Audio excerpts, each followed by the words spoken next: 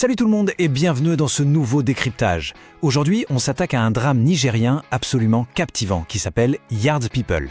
C'est pas juste un film pour passer le temps, c'est une vraie leçon sur la façon dont l'esprit humain peut triompher face à l'adversité. L'idée aujourd'hui, c'est de jeter un œil à l'intrigue, bien sûr, mais surtout de décortiquer les messages profonds qui s'y cachent. Alors, installez-vous confortablement, on y va.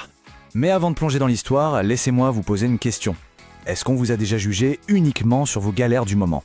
Vous savez, ce sentiment horrible d'être défini par un passage à vide financier, ou pire, par un petit chef toxique qui ne voit que vos faiblesses sans chercher à comprendre qui vous êtes vraiment.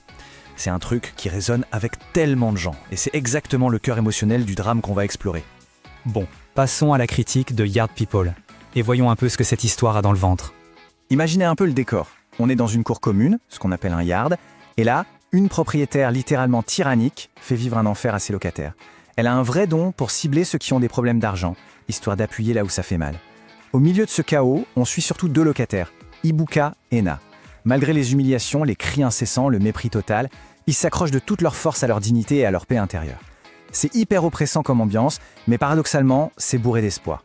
Ce qui nous amène directement à la dynamique principale du récit, le tyran face au locataire. C'est là que les choses se corsent vraiment. Cette proprio, elle pousse le vice tellement loin que ça en devient presque surréaliste. Écoutez bien la justification qu'elle sort pour ces règles. Après 22 heures, les êtres humains dorment. Laissez les esprits faire leur propre travail. Non mais sérieusement, elle invente un couvre-feu totalement absurde à 22 heures juste pour le plaisir de contrôler la vie des gens.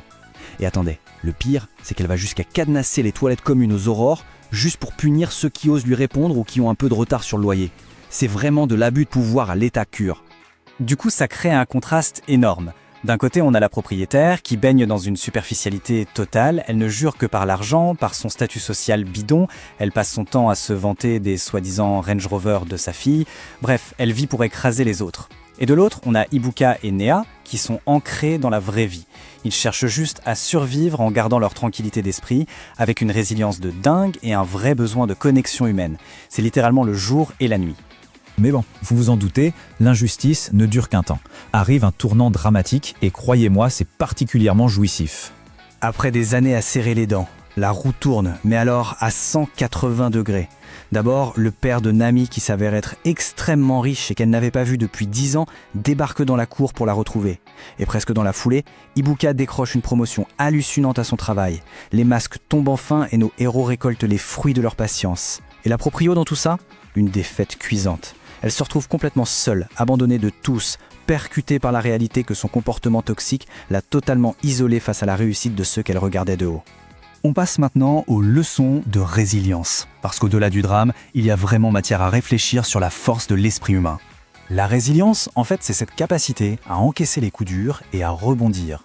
C'est la ténacité pure, et Nana en est l'incarnation parfaite. Dans l'histoire, on découvre que ses parents, qui sont super stricts et religieux, l'ont littéralement jetée à la rue à cause d'une erreur de jeunesse. Malgré ce traumatisme monumental et le fait d'avoir perdu tout son confort, elle s'est reconstruite.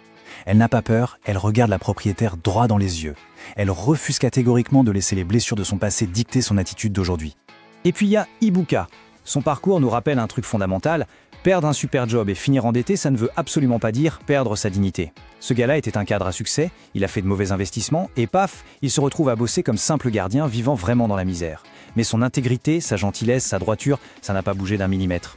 Ça prouve bien que l'argent peut s'envoler, mais il n'emporte pas votre âme avec lui. Ce qui m'amène à un de mes thèmes préférés de ce film, le pouvoir de la gentillesse et le karma. Pour survivre à cette ambiance étouffante, les personnages s'entraident de manière tellement organique. On voit des actes magnifiques de connexion humaine. Par exemple, Nanoa qui monte directement au créneau pour défendre Ibuka quand la proprio l'insulte. Ibuka qui de son côté partage le peu de nourriture qu'il a et écoute Nawa quand elle doute. Et le summum, c'est quand Ibuka depuis son petit poste de gardien aide son propre patron, un homme en plein deuil, à renouer les liens avec sa fille.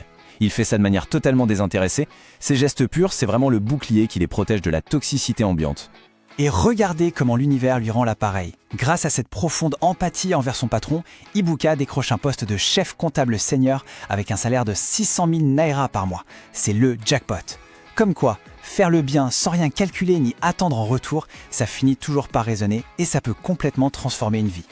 D'ailleurs, il y a cette réplique magnifique d'Ibuka que je me devais de souligner.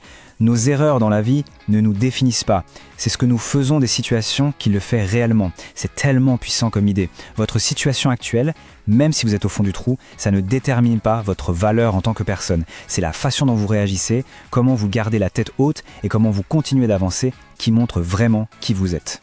Alors ça nous laisse sur cette grande réflexion. Comment choisit-on de traiter les autres quand on est soi-même au plus bas ? L'histoire de cette course est un peu un miroir de la roue de la vie. L'argent, le statut, ça va et ça vient très vite. Mais la vraie grâce, la vraie classe, c'est la façon dont on agit avec les gens qui traversent la tempête. Je vous laisse méditer là-dessus. Merci énormément d'avoir suivi ce décryptage avec moi. Gardez cette envie de découvrir et d'apprendre. Et on se retrouve très vite pour de nouvelles histoires